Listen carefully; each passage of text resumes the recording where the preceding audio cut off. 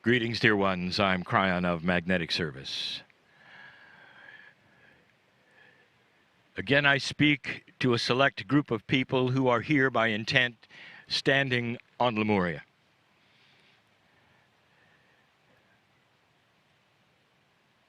Those who are listening, perhaps they cannot hear the sound of the waves, the ocean, so close. As you sit literally on the gateway to one of the many heiaus that is the sacred areas. Some of you will feel the trade winds or hear it in the trees. There's much to be said about the area. There's much history here.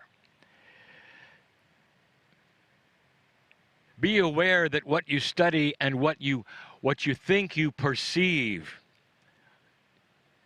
cannot actually be what happened in Lemuria. Not really. Not the history of it. Not even the land of it. For you sit on a mountaintop that few could even visit because it was so cold. And now it's the shoreline.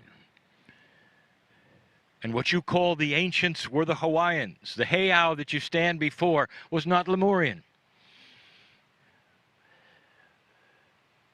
And yet it is filled with the energy of the beginning. The Lemurian spark is here. The only real way to feel what took place here is that from the ancestors. And that is why Kalei is here. She is the missing bridge between those who would stand in front of a sacred Hawaiian heiau, a temple, a specialization of perhaps healing or agriculture or compassion or forgiveness. She is the bridge who will translate that back to the beginning because the ancestors flow through her. And you will see the compassion with her for the ancestors, for they give her information that is current based upon the past. Ancient things to you are current things now. For humans are humans. And you continue to learn in the same way and feel in the same way, except now in a new energy. It's different. Listen to the ocean. It really hasn't changed that much.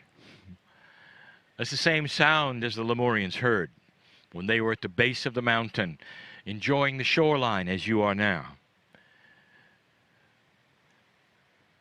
The sky has not changed. The rising sun has not changed. And it is your connection, you might say, through the ancestors and through Gaia, to three things that we are going to talk about every single time we channel. We're going to call them the 3 R's. And the first is respect. You stand and you respect what has happened here at any age, at any time, and at any civilization, for it's sacred. To all of the ancients, to all of the ancestors, even to the Lemurians. This area, not specifically this mountaintop, but this part of the earth was sacred. And so you respect that. You respect what the Hawaiians have done, what the Lemurians have done, perhaps what you have done with the Lemurian spark. Were you here? Were you here? And that's the next one. The next R is remembrance. Are you able to remember at some level anything that's yours here? Forget the fact that the land might have been different. The civilization might have been different. You're on Lemuria. Do you remember the land? Does it talk to you? Is it trying to get through to you?